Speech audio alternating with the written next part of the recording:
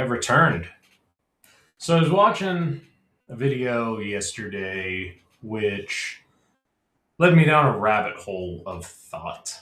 And kind of been pondering and thinking on this topic for a minute now. And the video was on Dirt Lifestyle's channel. And he was talking about what kind of guns he would use for bear defense in Alaska. If you don't follow Dirt Lifestyle, he's building a four-wheel drive van to take on a huge Alaska road trip, overland, off-road, backcountry camping trip. Super cool. It's something I've wanted to do for a long time, but just can't find good four-wheel drive vans around here, and building a four-wheel drive van is so fucking expensive. But it got me thinking, what would I take if I was going into grizzly country? And I'm going to be honest, I don't know. Because Nate talks about the trusty old 1911 and 45. And yeah, that's great for black bears. Living in Appalachia, the biggest bear we have is a black bear, and this guy will get the job done for a black bear. I mean, the gun's black, the bear's black. Logically, they're made for each other. Obviously, I'm joking. That's not how that works at all. Please don't pick up a black gun and go try to kill a black bear. That's not how that works. But something like a 45 would do some serious hurting on a black bear, provided you have good ammo. Please don't buy the cheapest ammo and try to go kill a black bear with your 1911. That's probably not going to end well for you. So, Nate said 45, and I thought, yeah, 45. There's been some times where we went into Allegheny, and I debated, do I carry the 1911 in 45 with an extra mag on my belt, because that puts me at 17 rounds, because I run 8-round mags. I know all the 1911 purists are going to be like, oh, he doesn't run 7-round mags. He's a hedonist. How dare he? Well, I'm sorry. I like capacity. I would get some 10-rounders, but they're kind of expensive and they're kind of bulky. So, I mean, eventually one day I'll probably get them, but I don't shoot the 45 enough to justify the cost. One thing I will say about the 1911 is it's been around for a while. It's run in some pretty shitty conditions. They used them during the Global War on Terror. They've used the 1911 in a lot of different conditions. It was used in the West. It's a proven gun. The saying, the joke, 1911, 2 World Wars. Yeah, there's something to that. So 1911 is a solid maybe. But another option. I have a little 3-inch clear. Little 3-inch clear.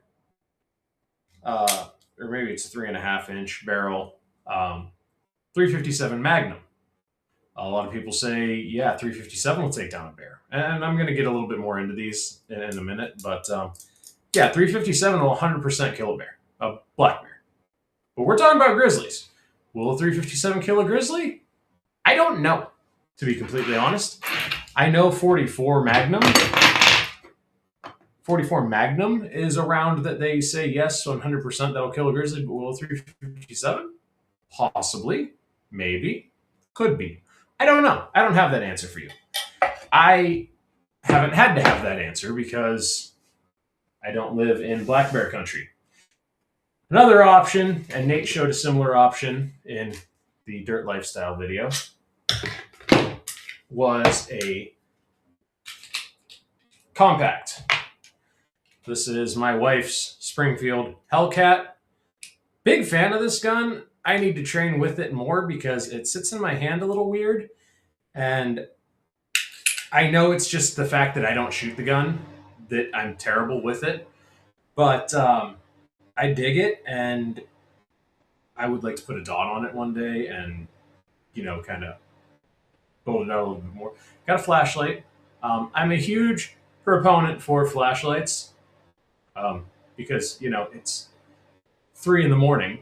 You're in your tent and you hear a rummaging noise, and you grab your gun and you see something and you blast 4 rounds into it, and then it's a homeless guy, and you just killed somebody and you didn't have to. Whereas hit that light, and now you can see it's the homeless guy, and you can be like, "Hey, get out of here, you bum, you dirty hobo." Now, one advantage to something like this 9 mil, even though it's a compact, over the 357 and the 1911 is we got 13 plus 1. Bigger magazine, 13 plus 1. Hey, that's a win as far as I'm concerned. I like that. Now, that being said, like I was just explaining, I can't hit shit with this beyond like 5 yards because I almost never shoot it, and it's not what I'm used to. I'm used to the Glock 19, which takes me to my next. What do I normally carry? And this is what I carry every day. This is I was just carrying this gun today. This is my Glock 19. Again, 9 mil. I'm a big fan of NATO calibers. 9 mil is probably one of the most easy to get a hold of rounds. Glock 19 is probably one of the most easy to get a hold of guns. If it's not the 19, it's the 17. I like the little bit shorter barrel because I can get some standoff distance with the light if I had to push it into something. A good point Nate makes in his video is if you push the gun into a bear with a semi-automatic, it can get pushed out of battery, or the slide has to cycle that far every time you pull the trigger. It's a point he makes with the 1911. Okay, enough of that heat. Jesus. Good point. Good point. This action is way more likely if I'm pressed up and there's a bear on top of me, and I'm going to get off 1 round. That's not great. That's not a great situation to be in. That's not a great consideration. Now, a revolver, as we can see again, clear. When you pull the trigger, the hammer comes back. Observe. And the hammer comes all the way back, and as you continue pulling the trigger, it goes all the way forward. It's a double action revolver. It does 2 actions, back and forth. Double action revolver, I can shoot if it's pinned up against me. I can even push on the top and get it on that bear. I don't have to necessarily worry about this getting gummed up, or I might have to worry about something like my shirt catching on the cylinder and getting jammed in there. But I am way less likely to get a malfunction out of this if I'm pinned, if I'm locked up under a bear trying to. I'm way more likely to get off accurate shots with this without an issue. Now, obviously, the elephant in the room is this is a 5-shot revolver. It holds 5 rounds. If you didn't kill Yogi in 5 rounds, now you have a pissed off bear on top of you. Now we're just talking about revolvers in general. We're talking about semi-automatics versus revolvers in general, not necessarily caliber. Another benefit to the revolver is if it gets filthy, if it gets muddy, if it gets gummy, whatever, you can manually cycle your action. So if you're pulling that trigger and it doesn't want to go, you can get in there and give it that extra little oomph. My mother is a big fan of revolvers because revolvers tend to have less malfunctions than a semi-automatic, but when a revolver does malfunction, it is a lot harder to fix than a semi-automatic. Now, what kind of malfunctions can a revolver have? Well, to make it real simple, this cylinder here, this hole has to line up with a hole in here, and they have to line up perfectly so that the bullet can travel out of here and through the barrel. Fairly simple. And you can see that's how the round lives in the little chamber there. So the round does not protrude. So this bullet has to be pushed through the cylinder and into the barrel.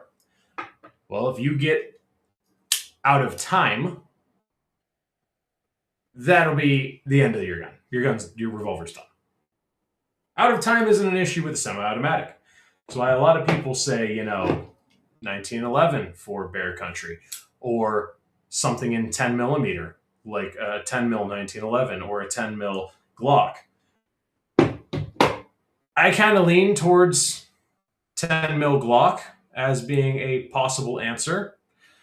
However, if you're pinned up and you have to break that shot and you don't get a full cycle, now you have to tap rack is what most of the time you're trained to do to fix a malfunction. So when you go bang, click, your brain's going to immediately tap rack. Well, if there's a 400, 500, 800 pound bear on top of me, I'm probably not tap racking. Now I have a paperweight. So there's a downside there. I will say there's some great considerations on both sides. Another thing Nate brought up was bear spray. I don't necessarily think bear spray is the end all be all, because if you've ever been pepper sprayed, bear spray is that, but worse. Bear spray is just like pepper spray on crack. You don't want to get hit in the face with that. And if you're bear spraying the bear on top of you, gravity means it's going to fall in your face. So that's not fun. So what are some other options we have? Well, the other options we have are more of a long distance option. Now, one thing Nate mentioned is he will be carrying a shotgun through Canada up to Alaska. There's a permit to do so, and Canada will allow the shotgun to be carried. Just for comparison, here's the 357 next to the 9mm. Like, there you go. There's a 9mm next to a 357. A lot more powder in that 357. I'm not saying that a 9mm won't kill a bear. I definitely think it will, but I don't think it's going to take down a grizzly. I think you can take down a black bear, no problem. But black bears, I mean, you look at them and they run away. So they're kind of big sissies. But I think Nate's video got real caught up in the bear thing. I think it was all about the bears. And just real quick, because I don't know how to link things, because I'm terrible at this, I will show you the video and title.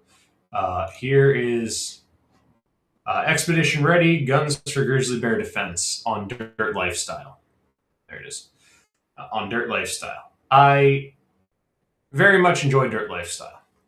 And now another video I was watching that kind of piqued my interest was Dry Creek Wrangler School. He was talking about cowboy knives, and this kind of piqued more into this interest of being out in bear country and in the back country. And I have to say, and this is just my opinion, take it for what you will, in places like Appalachia where we don't have grizzlies, you got some cats, you got black bears, mountain lions, things like that. I think your best bet would be something like the 1911 or a 10 mil Glock. I don't think there's very many problems that you're not going to solve with one of these handguns in Appalachia. However, if you go out to California, where they have grizzlies. Do they still have grizzlies in California? I think they do.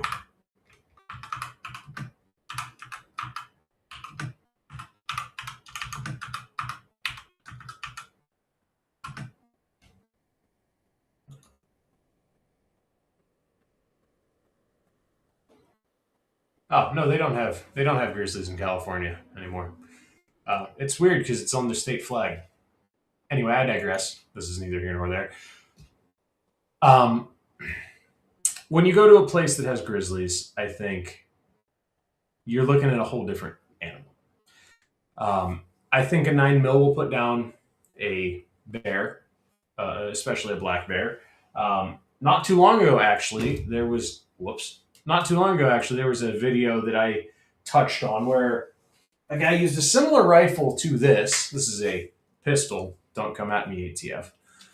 He used a very similar. I think his was a pistol because he had a stock. Very similar weapon platform to this. He used a 10.5-inch Geisley. And we're right there.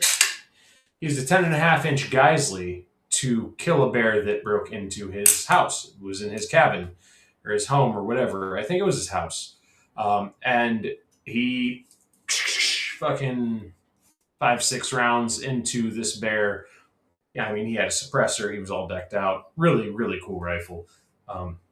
Really cool rifle. This is going to come into play later because I have a few thoughts on what I would take, not necessarily into grizzly country, but into black bear country for sure. Now, understanding most of us probably live in the lower 48 and understanding that, yes, you can carry a shotgun in Canada with proper permitting. I'm going to say if you're going camping in bear country, this is what you need to take. Maybe not necessarily with this stock setup because that's probably not legal in Canada because they're stupid. But I have shotgun guard with buckshot. Tube is loaded with buckshot. And then usually I run another shotgun card. This usually lives on my plate carrier or wherever. It might be in my back panel. It's somewhere nearby and it has slugs and I can just slap it on ready to go with slugs. Now, what's the difference between buckshot and a slug? Good question. Also, flashlight. Always have flashlights because you can boop, bang, boop, off. You can put a tape switch on here. I'm not a fan of having the wire run loosey-goosey because if this is a weapon that I'm going to take into the bush with me, I don't want a bunch of stuff on it. Another rule I break here is I like to run my flashlight on my off-body side, so the side that's not going to run into my body anywhere. I also like to keep the off-body side clear all through the gun. Well, I don't really have that option because it's a shotgun, and I don't have a shotgun stock. If I had a shotgun stock, I could very easily ignore the dust bunnies on my stock. If I had a regular traditional shotgun stock, I could run my shotgun card over here, and then, yeah, I could keep this mostly clear. If this is slung, those shells are going to dig in. It might be annoying. I mean, it's probably as simple as just rip those off, toss them in a dump pouch or in a mag pouch or whatever. If I'm using this tactically, if I'm using it for camping or backcountry exploring or whatever, I mean, I've probably got more than enough with what's in the tube and a shotgun card. I would probably, if I was going into bear country, I would probably have it loaded buckshot, slug, buckshot, slug, buckshot, slug, because you never know what you're going to come across. That being said, maybe I would do slug first because, you know, slugs kill everything. Slugs kill everything. But anyway, what's the difference between buckshot and a slug? So you can see the end here. The end of the buckshot sealed up. In here you have 9 little marbles, basically, except they're made out of lead. And this here is our slug. This is a 1-ounce chunk of lead that lives down about here, up to the end. And you can see it's got a little indenty in it to act similar to a hollow point. Basically, this is 1 ounce of piping hot lead coming screaming out of the barrel at like 3,000 feet per second. Or maybe it's 3,000 foot-pounds of energy. I don't know. Hold on. Let me double check. I don't know. It's not 3,000 feet per second. It has to be like 3,000 foot-pounds of energy. I digress. Here I have an article pulled up here, and don't at me because I don't know how legit this is, but I was reading that Alaska State Troopers recommend a shotgun with slugs for bear defense. And here it says a 12 gauge slug can effectively stop a grizzly bear, but proper shot placement and accuracy are crucial. So, this is not a necessary guarantee that you're going to put that bear in the ground or, you know, on the ground, I guess, because you're probably not going to bury him because you're probably going to be too busy shitting your pants. And he weighs like 1,000 pounds. So yeah, probably not putting him in the ground, but this slug will put him down with proper center mass shot placement. Another point Nate makes that I wasn't the biggest fan of, and again, Nate is an off-road guy. I don't think he has the tactical training. I don't think he has the. I think he understands firearms, and I think he is a safe firearm owner. And I think, I'm not trying to drag Nate here when I say this. What I'm saying is he makes the point where he's going to run this ginormous revolver in a chest rig, and I mean this revolver is huge. It's a 460 something. I don't remember. It's a huge revolver, and it shoots like 3 different rounds. I think it'll shoot 45 Colt and 454 Casull or something like that. Just big honking revolver with a big ass red dot on it. I mean, he's got like a pistol optic, but it looks huge on that gun for some reason. The gun looks massive. It looks nothing like this. If I'd have got this in the snub nose, this would be something that I would throw in a fucking pocket from time to time. But he talks about how, he might have to draw this and shoot the bear that's attacking maybe his dog or his wife or one of his kids. And I would say this is not the tool for that job. Any pistol is not the tool for that job. Now, this is my opinion. This is, with a slug, the much better tool for trying to take a bear at 30 yards that is attacking another person, because you have 3 points of contact and everyone can shoot a rifle. It takes some training and some experience and some learning to shoot a pistol. Everyone can shoot a rifle or a shotgun, especially something like this that doesn't have some complex sighting system. You're not zeroed at 50, so you have to adjust for bullet drop or anything like that. You're ready to go. It's just a bead. It's just a bead sight. That's it. You line up your shot, and you're going to blow a chunk out of that bear. And if you don't, you rack another round into it, and oh yeah, I didn't show you that this is clear. It's clear. The tube is loaded, however. But I digress.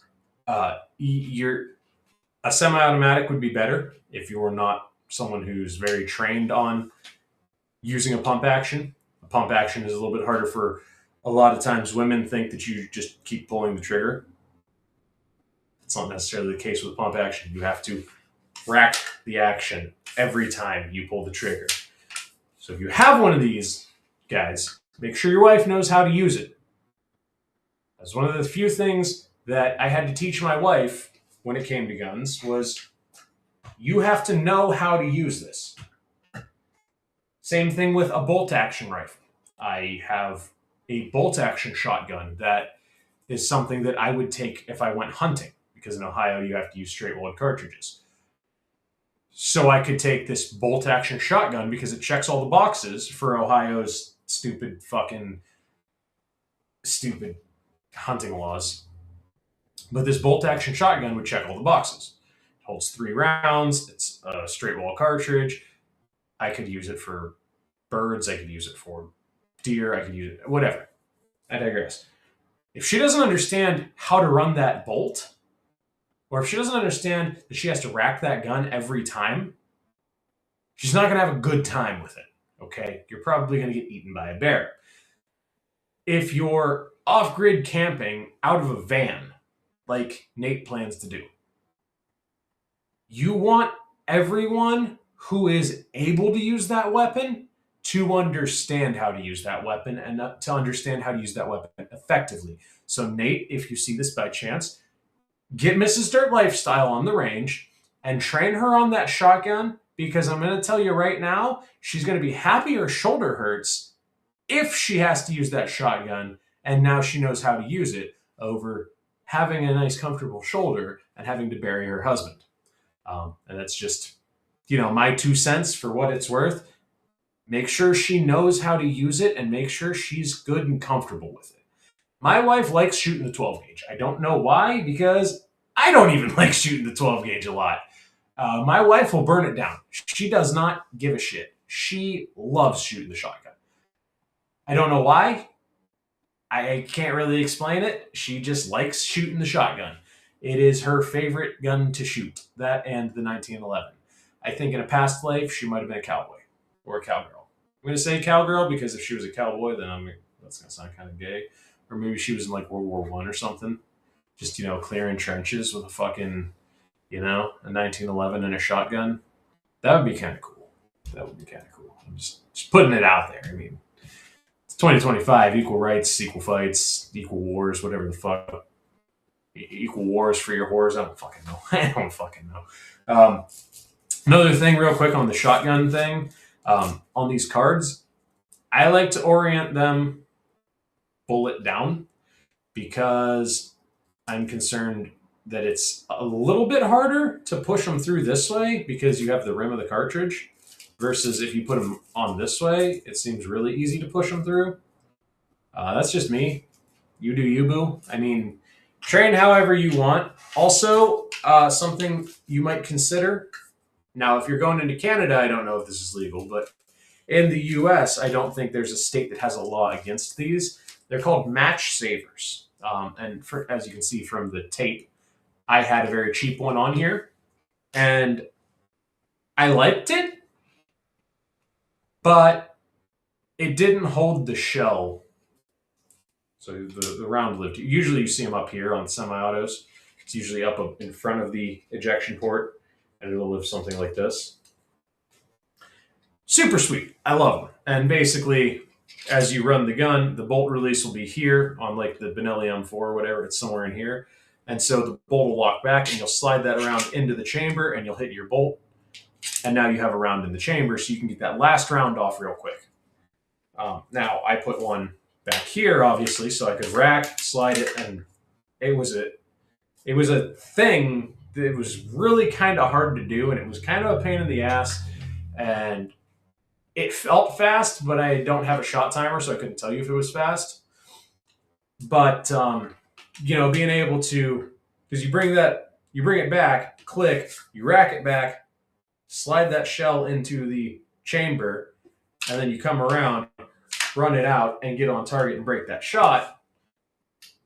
Ideally, I'd say it's quicker than popping a round out from over here and in.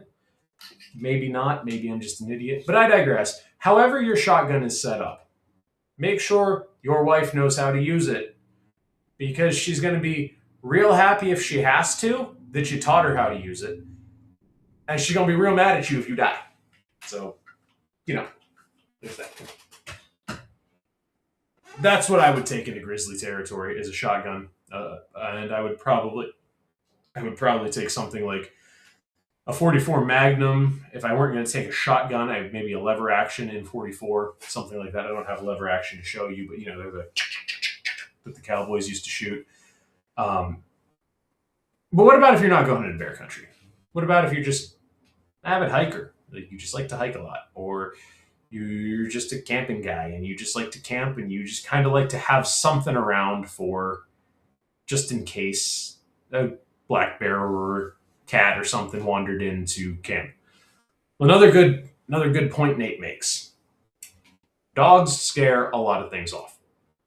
If you go camping with a dog, high probability Your dog's going to scare anything off before you even knew it was there. Just the scent of your dog alone will probably be enough to scare off coyotes, a brave little fox, whatever. Um, you'll probably be good if you bring a dog. You want a little bit extra. I've seen people that will backpack and they will camp with a compact. I don't agree with this. I don't agree with backpacking with a compact. I understand a lot of guys, their backpacks have the waist thing and they have a little pocket and they can just drop this right in that little pocket and it's there. Cool. I totally understand the reasoning. Totally understand the logic there. My problem with a compact is most people do not train enough for a compact to be accurate beyond 3, 4, 5 yards. Most people don't train far with a pistol, let alone enough to be able to break a shot on a charging bear at 20 yards. I refer to compacts as get off me guns. If I'm carrying this compact, and now I do carry this with a spare mag because I fully understand I am terrible with this gun. This gun is not my first choice. It's something that if I wanted to carry something little, I don't really feel like carrying the extra weight. I can pop this mag off. I can carry a small gun for the day, whatever. I'm usually carrying the Glock, and I'll get to that in a minute. I refer to these as get off me guns because most of the time with something like this, I want this for that close quarters. I'm in a convenience store and someone's robbing the convenience store and I'm just going to try to choke the guy out. And then it gets nasty and then I can just I've got something small, compact that I can use in that tight, close quarters John Wick moment. Is it going to happen? Probably not. Realistically, if I have a gun, I'm probably just going to whack him in the head with it. I'm probably not going to try to choke the guy out, or I'm just going to tell him to turn around and hold him at gunpoint. Probably not going to go for the chokehold. But you don't know what you're going to do until you're there. I like these for boot guns. I like these for a small backup. Maybe you keep in your truck or you keep it in your center console. And if someone tried to mug you, hey, get off me. You're shooting real close. You're not even presenting the gun out and getting a sight picture. It might be you get jumped as you're walking by an alley and you can pull it out and break a shot from here. You're just point shooting at the guy who's trying to mug you or whatever. I really don't have much care for compacts. Not a big fan of them. Also, like I said, a lot of people don't train enough with a compact to be able to shoot far. Now, what I will say about a compact is they're very thin. They conceal very well. That's their job. Smaller the gun, the harder it is to shoot. So I wouldn't say a compact. If you're just the average Joe who just wants something for camping, hiking, etc., wouldn't say a compact. Now, here's the other end of the spectrum. We have the 1911. I love the 1911. I'm a 1911 fanboy. I thoroughly enjoy 1911s. I think 2011s are dope as fuck. I like 1911s.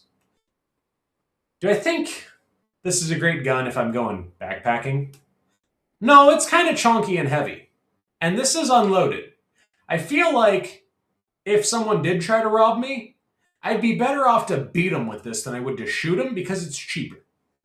1911 ammo, 45 ACP, is expensive. It's not a cheap round compared to 9mm. Now, it's not, crazy expensive. To train with a gun, though, that the ammo is expensive, you're going to be less likely to want to shoot it because you're going to look at the cost of ammo and you're going to be like, I'm all right. I'm a good shot. I'll be all right. And then next thing you know, you haven't shot in a year. Now you're not a good shot. And you need to be, especially with something like a 1911 where you're capped at 7, 8, 10 rounds, whatever it is. I will say a benefit to something like 1911, and don't quote me on this because I'm not an expert. Everything's legal everywhere if you have the balls. I do think you can carry 1911s in just about any state. I don't think they break any laws, provided you use the 7 or the 8 round mags. I think. Don't quote me on that. Check if you're going to go somewhere. If you're going to go to a state like California and you want to carry a pistol, check and see if you can legally carry it there. I will say that is one thing with revolvers. Revolvers don't have magazines, so you don't have to worry about magazine capacity. That is one plus side to revolvers. As much as I'm not a huge revolver guy, that's a plus side to these guys. I 100% with the proper permitting could legally carry this gun in every state. I think maybe except for Hawaii, because I think Hawaii is just like banned everything outright. But we're just talking lower 48, continental 48. I believe, to my knowledge, I can carry this gun in every single state, assuming that I had reciprocity or permission or whatever. Guys, the Second Amendment's my concealed carry permit. Okay, just saying. If you have to ask permission, it's not a right. So there's that. And I'd rather be, carried by 6 than judged by 12. I'm sorry, I'd rather be judged by 12 than carried by 6. I said that backwards. I don't want to die. That's what I meant. I don't want to die. So would I say 1911 for your average hiker camper? Maybe. If you're a dude who doesn't care, yeah, whatever, I'll carry the extra. This thing's chunky though, and it's heavy. It'll run. They're great guns. They run well when you don't have one that's super temperamental. This one will not run hollow points. I don't know why. It just refuses to run them. It does not like hollow points at all. So as long as I'm running ball, this thing runs like a champ. I don't think I've ever had a malfunction running ball ammo. Hollow points, it doesn't even work. They won't even look at them. I can't even load them in the magazine without this gun jamming. It's another thing. You need to learn your gun. You need to know what your gun likes before you go venturing off into the backcountry, and this is your only hope. I don't think this is the end-all be-all. And there's going to be some boomer that's like, how dare you, 2 World Wars! 2 World Wars! I don't think this is the end-all be-all. I think a lot of people are actually going to be surprised with my answer for what I think you should carry. And no, it's not because it's what I do. It's just kind of logical here. So let's talk about the revolver next. We already weighed the pros and cons of the revolver. Pro is, hey, it shoots a beefy round. I mean, that 357 round, it's got an ass load of powder behind it. It's got almost double the powder of the 9mm. The round is ripping when it comes out of this gun. The only problem is it's a little 3-inch barrel. Really small barrel. Now, you can get 6, 8, 10-inch barrels on revolvers, which maybe that's what you do. Understand everything has its benefit and everything has a cost-benefit analysis. If you go up to a 10-inch barrel on your revolver, finding and clearing a holster is going to be real hard. Personally, I wouldn't go anything over a 5 or a 6-inch barrel. And just for comparison, the 1911 here is, I think, 5.5 or 5.25. And you can see chamber to chamber. Oh, wait, I'm sorry. Chamber to chamber. You got quite a bit extra gun there. Now, just imagine you're going to an 8 or a 10-inch on something like this. You're also going to get a lot of this going on because you got a lot of weight out there. So you're going to have some training to get that wrist strength up. You're going to have to shoot with it. Now, I will say bigger barrel, less recoil. Smaller barrel, more recoil.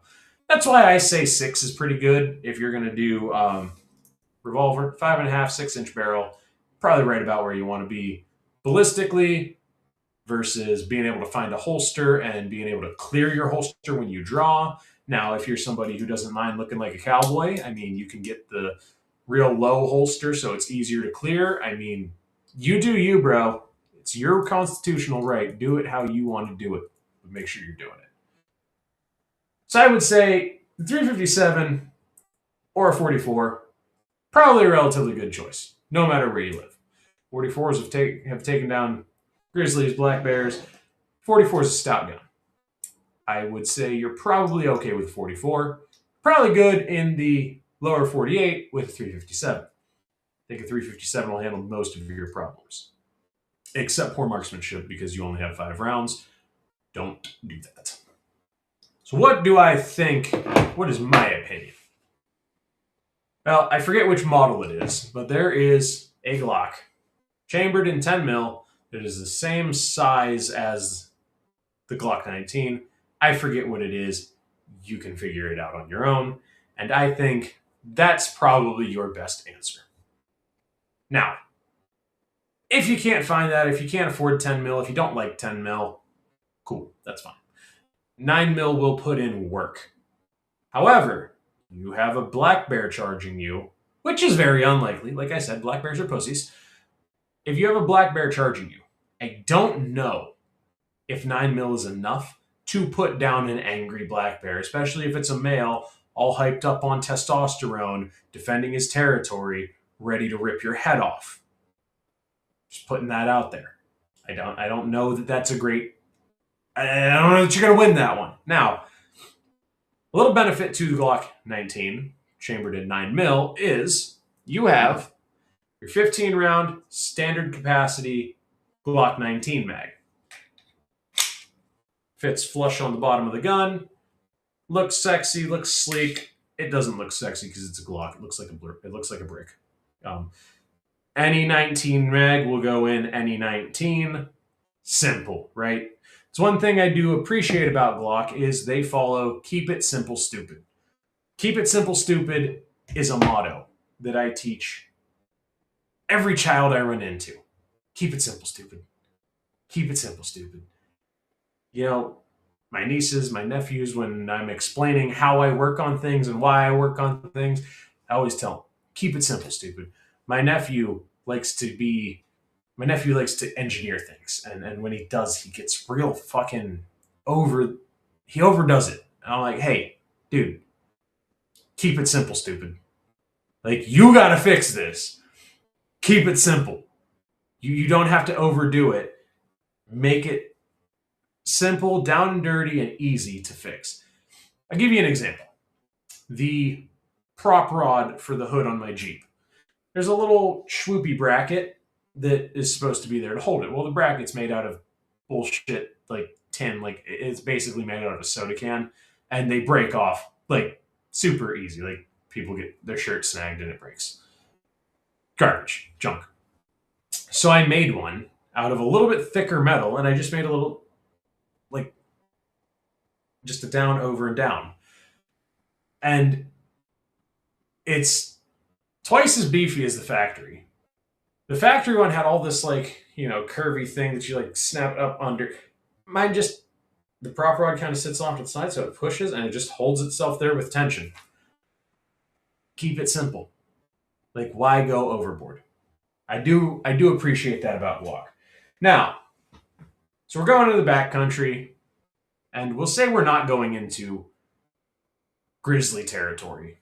Okay, just for argument's sake, we'll just say black bear is the biggest threat we have. Maybe a cougar. So anything I've showed you so far will work. The Hellcat will work if you put in the time and the training. The 1911 will work all day, every day. The 357 will work all day, every day. And the Glock 19, aside from, like, a hyped up black bear male, the Hellcat and the 19 may or may not do you a whole lot of good. One benefit to the 19 is, dig into my trusty dusty bag here. This is my bag that I carry every day. Now, in my bag are two things that I carry that are very important. I have an outside the waistband holster for my Glock. I'll put that over here because that's not the important part. And then, where'd they get off to? There they are. I have deeper down, I have a double mag pouch with 2 more Glock mags. I have it oriented so I can throw it right on my belt because I like the idea of being able to throw these on my belt And they would run like this: Glock on the right hip, because I'm right eye dominant, mags on the left hip. Mags are already oriented to be on my hip.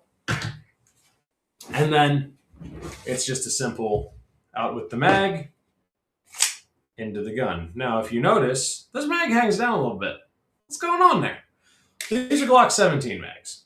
I don't know if there's a full-size Glock in 10 mil that has the same type of compatibility. I'm not a Glock guy. I don't care about Glocks. I know that with the 19 and the 17, you can run 17 mags in a Glock 19. You cannot, however, run 19 mags in a Glock 17. My brother has a PSA Dagger. It's a knockoff of a Glock 19. However, his has a bigger grip. His has the full-size grip with the Glock 19 slide. We do not have mag interchangeability. We have it one way in that I can take his mag and I can use his mag in my gun. However, if I'm running my Glock 19 mags, it doesn't seat in his gun because there's a huge difference in size.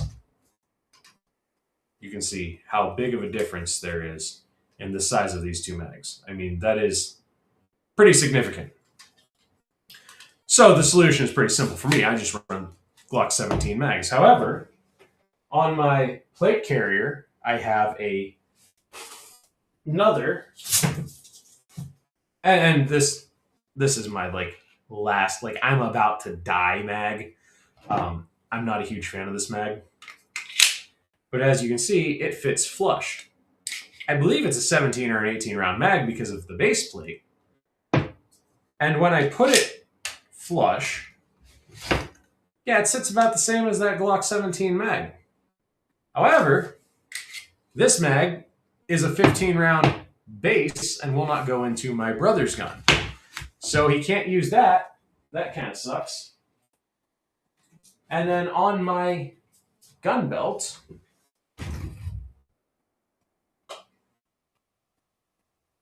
where the fuck did that go?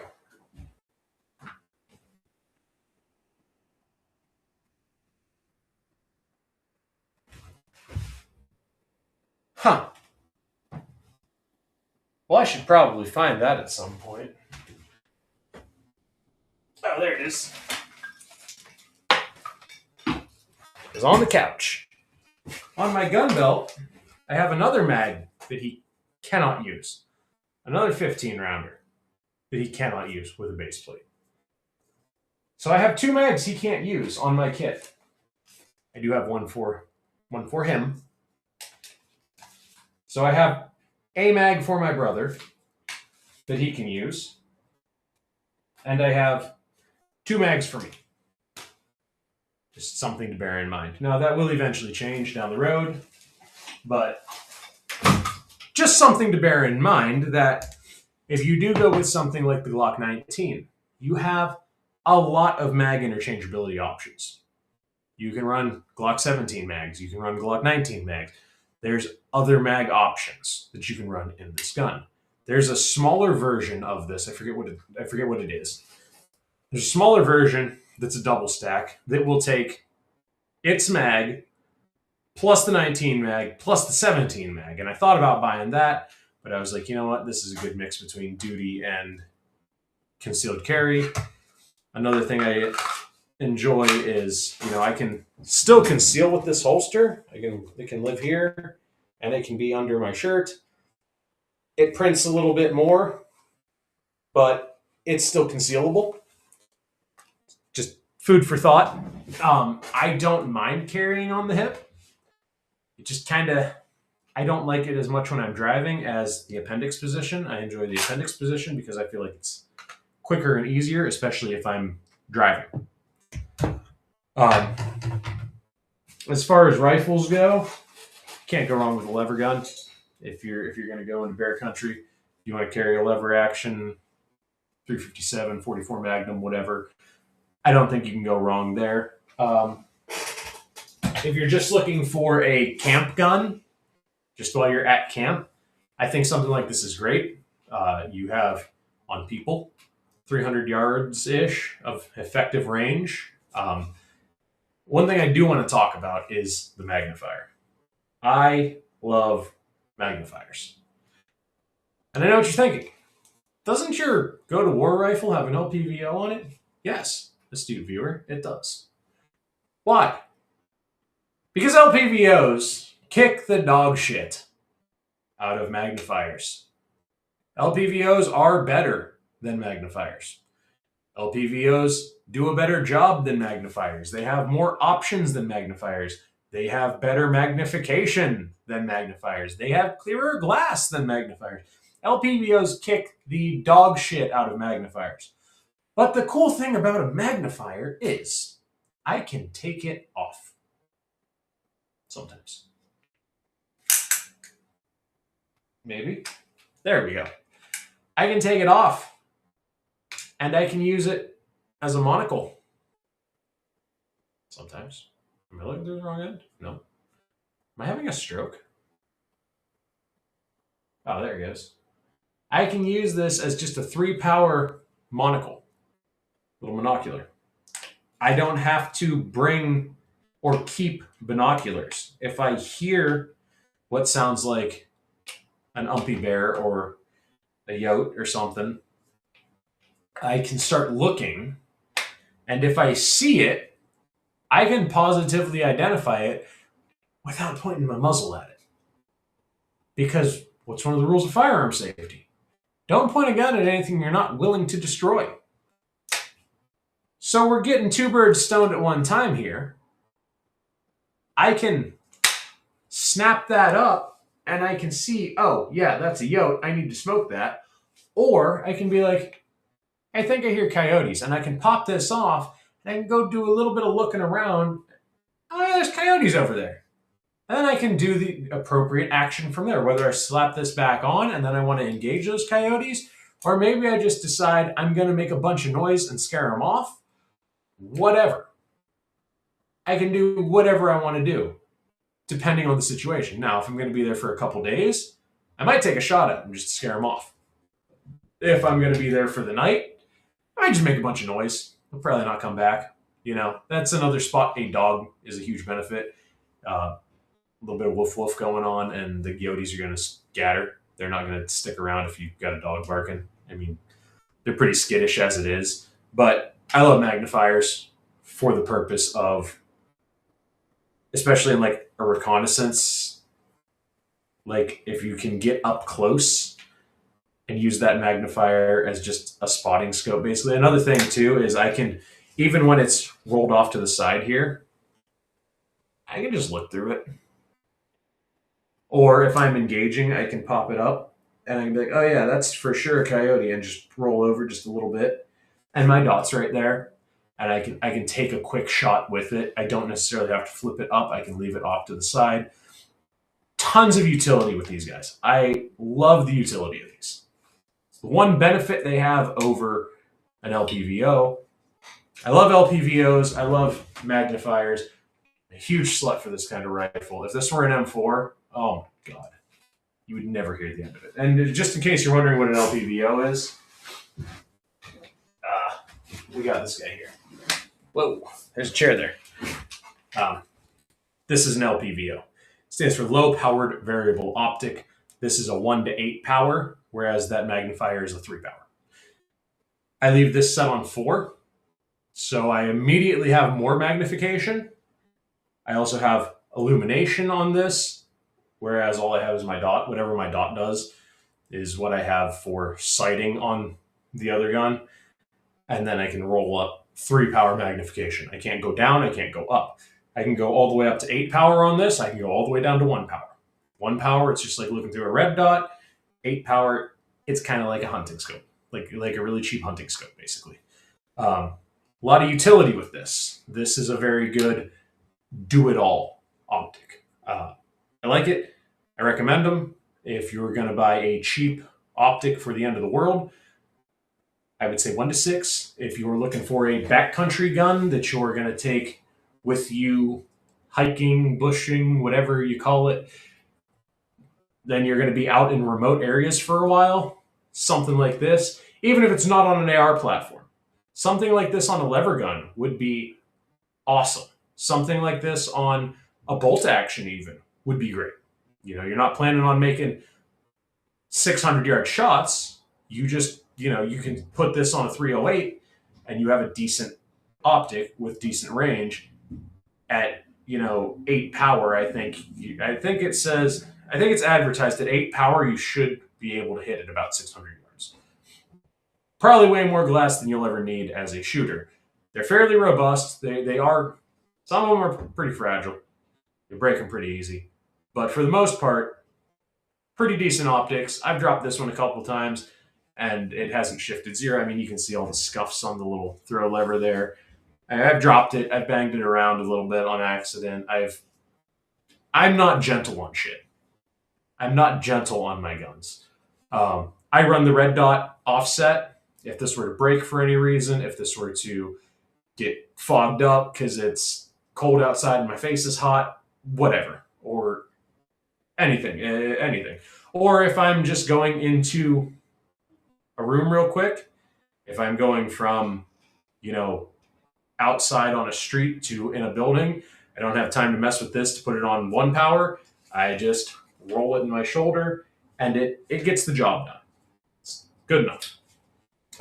So just options. I like something like this. Another thing, especially if we're going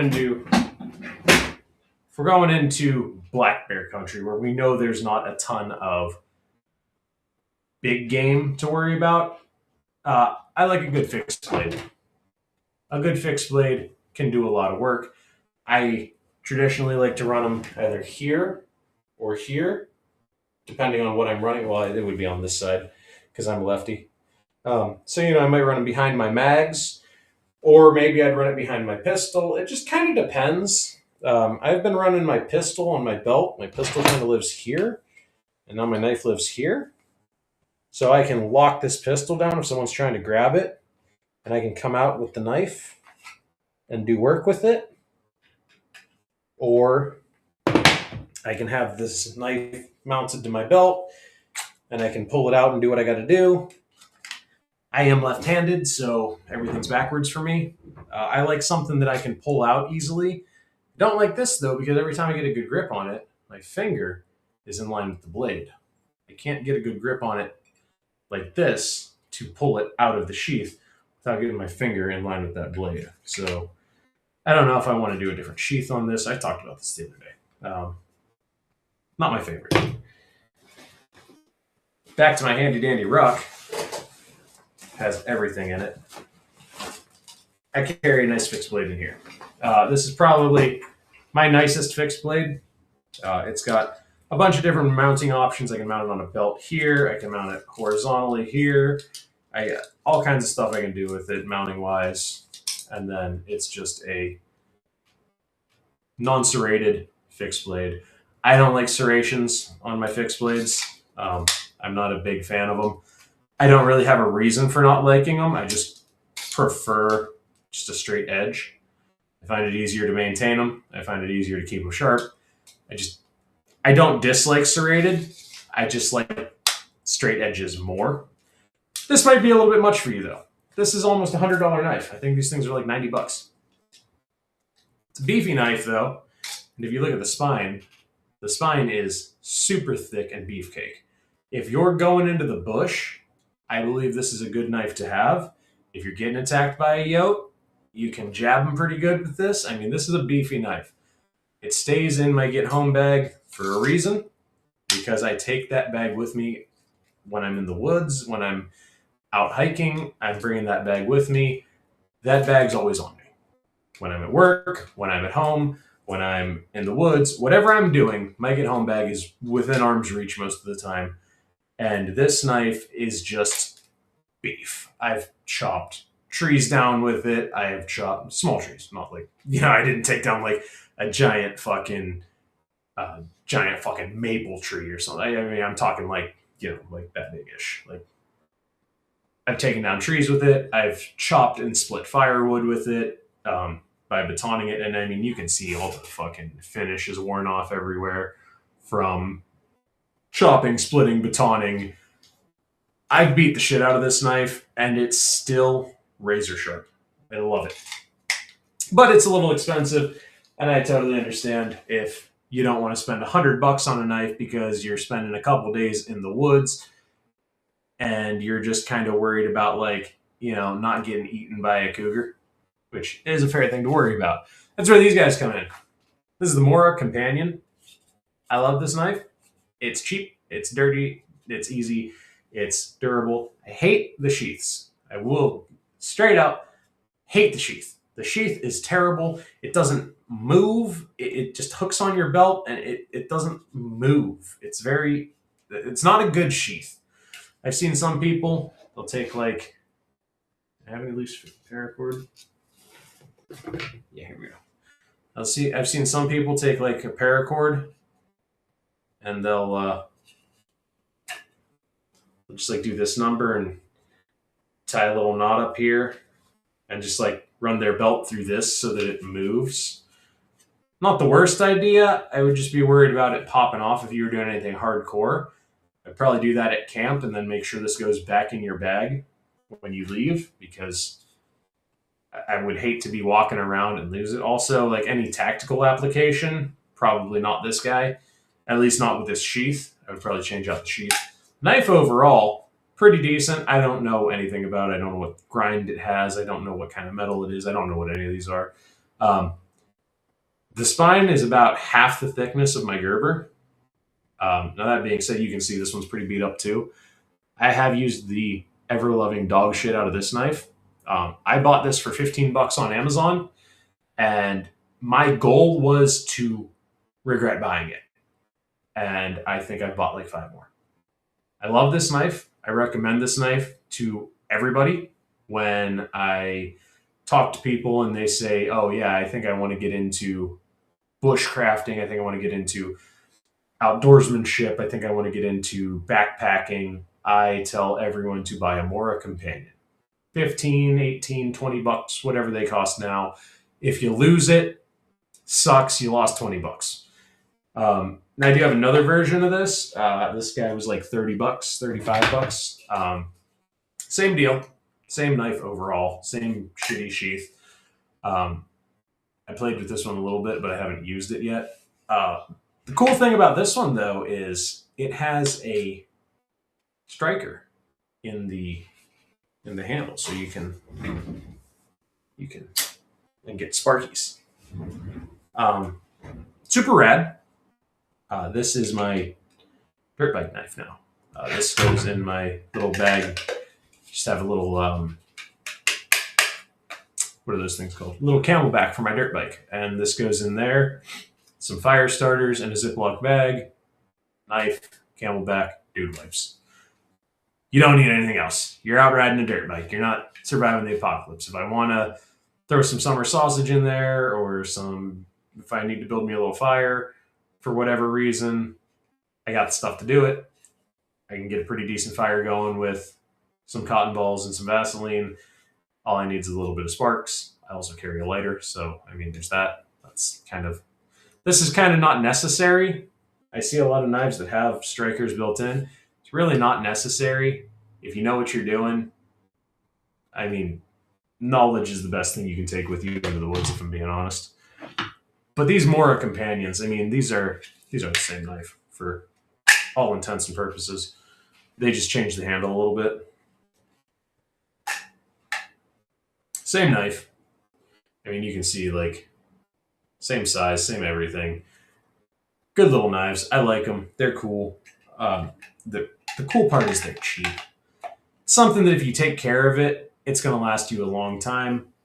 If you're like me, when I'm out doing my thing, I like to have my knife on me.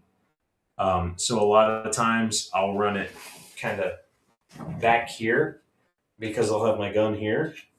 So I'll kind of run it back, and then as I'm bending and stuff, it doesn't move the way I like it to. Maybe I'll try the 550 loop and see how I like that. But overall, like, this sheath is just, it's booty. Maybe I'll make a leather one day. I tried to make a Kydex one, but like this was giving me hell. I was trying to like get it to catch on here. I just couldn't really get a good Kydex sheath to work. Maybe it's me. Maybe I'm a little retarded. Maybe I need to like put a notch in here so that Kydex has something to hook into or grab onto. I don't know what they hook into in here. I think they hook into the handle. I digress. Bad little knife. I love it. Pocket knife, who cares? Carry whatever. I don't care. Carry whatever you want for a pocket knife. But I think that if you're going in the backcountry, a good knife is a win. And I don't think you can go wrong with the Mora Companion. I've got a bunch of other knives. I don't know what half of them are. I just buy knives. I just like I see a knife and I'm like, that's cool. I'm buying it. One thing I keep in my bag more for work than for funsies, but I've found it to be more helpful in the woods is a little folding saw. And I've got a bunch of useful shit in here. I mean, you don't have to carry all this. If you know what you're doing in the woods, you don't have to carry all this stuff. I carry a lot of redundancies. I carry a knife sharpener with a striker and a rape whistle. If that's all attached to my compass. Something to boil some water in. I would definitely compass, something to boil water in. First aid kit, necessity. You have to have that. And then I have some gloves, which, no, you don't need to have those. I have a phone charger because I keep all that shit in here. Actually, I think I have a couple of phone chargers right now. Yeah, I have a couple in here now. Phone charging kit, just a couple shorty cables and a little battery bank and a plug into the wall brick. Signal mirror, things like that. You don't need to carry all that. I carry the signal mirror because I wear contacts and I have to break that thing out fairly frequently to, if I rub my eyes and my contact pops out. Something really good to have is a Right in the Rain and know your pace count and write that down on your Right in the Rain, which I did not do. Got a spare wallet in here that has lock picks in it and usually keep a little bit of cash in there. Little emergency blanket. You can never have too many of these things. They take up like no space. And if I have to hand these out to someone, I don't care because I have like 3 of them in here. Like emergency blankets are great. And then I have some in first aid kits. And emergency blankets are just, you can't go wrong with them. Here I have a contact case. I don't know where that came from because that's not where that goes. Are there contacts in here? No. Just have a random contact case in here. Okay, cool. Again, you don't have to carry all that crap. Shit. Something to boil water in is a necessity, though. If you don't have something to boil water in, you're wrong. Or carry water purification tablets. That's another thing that's in here somewhere. I don't know where they went off to. Here they are. Nope, that's batteries. Spare batteries for headlights, headlamps, fire kit, have it, cotton balls, Vaseline, lighters, matches, things like that. There's iodine in here somewhere. Neck gaiter, have it. Socks, spare shirt, things like that. Nothing you're going to die without. I got an MRE hanging out down in the bottom. I really lost my iodine. That's not rad. Huh.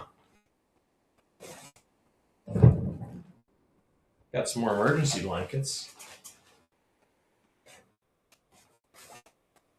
What the hell is that sound? Oh no, memento. Poor favor.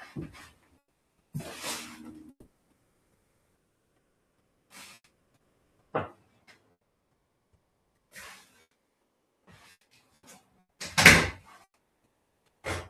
A bunch of ice just fell off my gutter or something. They put them in here. No. Okay, well, anyway, have iodine. Do as I say, not as I do, because I've lost my iodine tablets. They're in here somewhere. And have a way to plus up on clean water. This little water bag. I can fill it up with water. And then I have this key. If you've ever been to Burger King and see that little spigot with the little square thing on it, yeah, that's this guy. You can buy them on Amazon. I forget what they're called. Silcott keys or something like that. I forget. But regardless, have one of those. I mean, if you're going backcountry camping, probably don't, because why do you have that? I have one of these. This is one of those burn forever fire block things. It's a. Do I need it? Probably not. But if I'm hurt, if I can't get a fire going, if it's pouring down rain, I can light this thing on fire and stay warm. I'm not going to freeze to death. Headlamp. Definitely have a headlamp. Have fire, have a headlamp. Iodine tablets to purify water. Dude wipes, because everybody poops. And then here's something everyone overlooks. We got some baby powder, some Dayquil, allergy medicine, ibuprofen, Tylenol. I need to add antidiarrheals. Hand warmers, have them. I mean, just if you're going into the backcountry, have this stuff. I mean, I don't go far. Well, for work, I go far, but and sometimes I'll be in between towns for a little while. I got some soap. I got a toothbrush, toothpaste. I'm blind as fuck, so I carry a spare pair of glasses. If you're going in the backcountry, probably carry a spare pair of glasses. Dude wipes, because everybody poops. Just stuff like that. Just stuff for tummy aches. Stuff for when you poops. I have a trauma kit on here. That's more for work. If I get into an accident or if I come across an accident or whatever, just have a trauma kit, know how to use it, know what's in it. I would really like to know where my iodine tablets went. This is bothering me. I lost my fucking iodine. This thing, my mom bought me this fucking 3 years ago. And what it is, I guess I can show you. Oh, here's another cool thing. So we have this orange paracord in here. And the reason I keep this in here is you can use this to mark your trail. If you can get a hold of someone and you need help, but you are trying to stay away, say shit went sideways and you got hurt and you need to mark you've made a hide site and you need to mark a trail that will lead near the hide site, and then you can signal your friendlies. Orange paracord. And then this thing, it's an orange space blanket material thing. It's supposed to be a tent, but I would use it as a sleeping bag. I wouldn't use it as a tent because I have a tarp. A tarp's going to do a lot better. I would use this as a sleeping bag or potentially fill it with leaves and make a little ground pad out of it, depending on how cold it is, whatever. Sleeping bag, ground pad, whatever. It's supposedly a 2-person tent. I've put it up before, and you better like whoever you're with if it's a 2-person tent. That's what I'm going to say about that.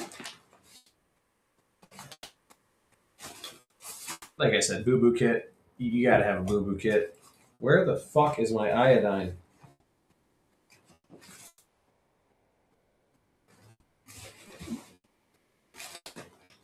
I seriously don't know where my iodine went.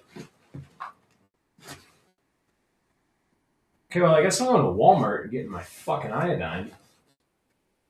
Oh yeah, this is another thing.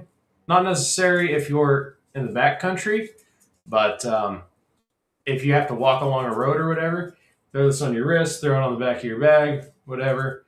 Just a little reflecty. It's good to have. Here's that folding saw. Just a little cheap Walmart folding saw. I've used the hell out of this thing at work, cutting tree branches and stuff out of the way. I've used it in the woods to split firewood like perfectly, or to make like a baton or whatever to split wood with. Just a good thing to have.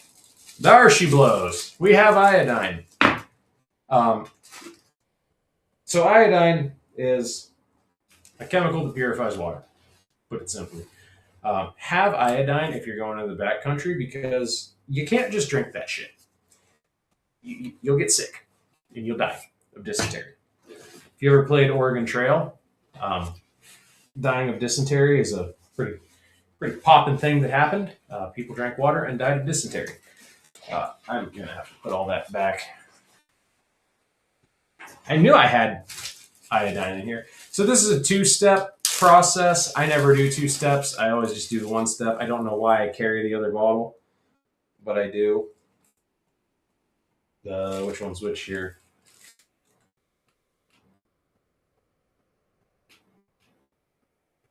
Violation of federal law. Use this product in a manner inconsistent with. Step one: add 2 tablets to 1 quart of water, or a liter of water.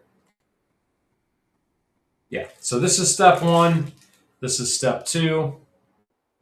And this is just to take the iodine taste out.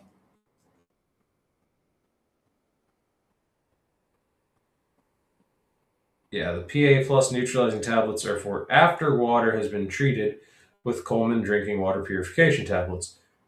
Wait a minimum of 30 minutes after adding the Coleman drinking water purification tablets before using the PA plus. Adding the PA plus tablets, 30 minutes may allow harmful bacteria to remain in the drinking water.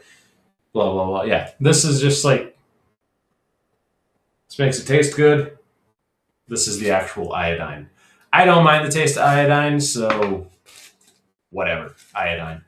Um, if you're really paranoid about it, do both. If you're like me and you're willing to die in the woods, just do the one. All they are is you get this little foamy. Make sure you put this little thing back because if these get wet, they're not going to work. And I just dropped like 3 of them. So just these little tabbies. Oh, that one's broken. That's cool.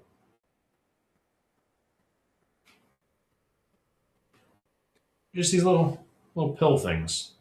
Drop them in your water. They dissolve into your water, and in 30 minutes you have drinkable water. If it still doesn't look good after 30 minutes, do it again. 2 of them to a liter. I don't know if that's like for all iodine. So like read the directions. But yeah, good. This stuff is worth its weight in gold.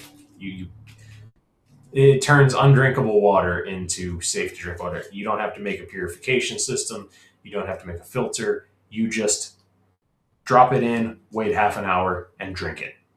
Um, Way quicker than boiling. Personally, I don't like drinking hot water. I'm not a big fan of hot water. It fucking yeah. But I mean, I will if I have to. But me personally, I like cold water or at least room temperature water. Not a big fan of hot. So just some things to have: a good knife, iodine tablets. Depending on how you're camping, if you're camping under a tarp or whatever, shout out. I mean, good luck. Um, I know a lot of people do in the springtime and the summertime tarp and a hammock. There's ways to do a tarp and hammock in the winter so that it keeps you nice and warm and it doesn't smoke you out. It's I think tarp and hammock is the way to go. I don't have a hammock in there because if I'm at the point where I'm sleeping in the woods with this bag, things have gone sideways, and I'm probably just going to tough it out and sleep on the ground. It is what it is at that point. If I've made it this far and I haven't died, there's something to it. But you know, good gun, good knife, iodine, something to carry water in, and you'll be all right for a couple days. Uh, and again, I have food in here. I have the ability to plus up a lot on water. I'm usually carrying 2 liters of water with me, just in case I break down somewhere and do have to hike to another town. For example, where I was today, I had no service for 20 minutes of drive time. So imagine I'm walking 20 miles to get service. That's gonna be a while. I'm gonna be happy I had that second liter of water. Usually I don't drink it. I just bring a second with me just in case. Now where I was, there was a lot of streams, and I was down in the Wayne National Forest area. If you're familiar with Ohio, it's like south of Columbus.